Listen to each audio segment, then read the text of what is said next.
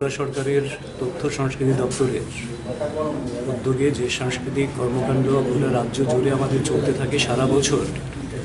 সেই সাংস্কৃতিক কর্মকাণ্ডকে নিয়ে একটা state level cultural advisory committee যেমন থাকে, ঠিক তেমনি স্টেট লেভেল থেকে district level cultural advisory committee, sub division cultural advisory committee এই সমস্ত ফরমেশন হয়ে গেছে। তো বিভিন্ন ডিস্ট্রিক্টের সাব ডিভিশন কমিটির যেগুলি হয়েছে তার চেয়ারম্যান বাই ভার্চুয়াল পোস্ট জেলা সভাধিপতিরা হন,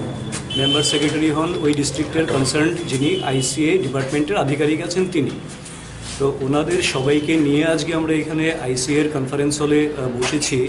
একটা গুরুত্বপূর্ণ আলোচনায়, যেখান থেকে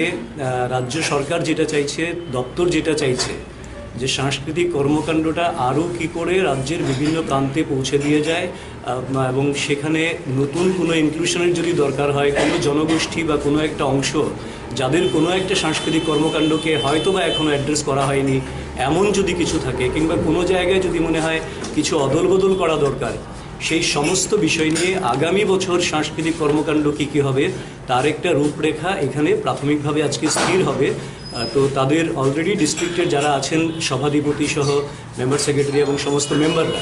ওনারা ইতিমধ্যেই একটা মিটিং করে তারপর এখানে এসছেন আজকে। ওনাদের একটা পরিকল্পনা আমাদের কাছে এখানে আজকে সাবমিট করবেন, তার উপর কিছু আলোচনা হবে, তারপর রাজ্য সরকার আমরা সেটা আমাদের কমিটি রিকমেন্ড করে পাঠিয়ে দেবে। তো মাননীয় মুখ্যমন্ত্রী সহ ঊর্ধ্বতন কর্তৃপক্ষ যারা আছেন যতটা সম্ভব ইনক্লুড করা সেটা ইনক্লুড করবেন, যতটা রিশাফল চাইছেন যেখানে যেখানে সম্ভব করলে ভালো হবে সেই রিশাফলিংটাও হবে, এবং তার বাইরে রেগুলার কিছু এজেন্ডা থাকে আমাদের, সেই এজেন্ডা নিয়ে আজকে আলোচনা হবে।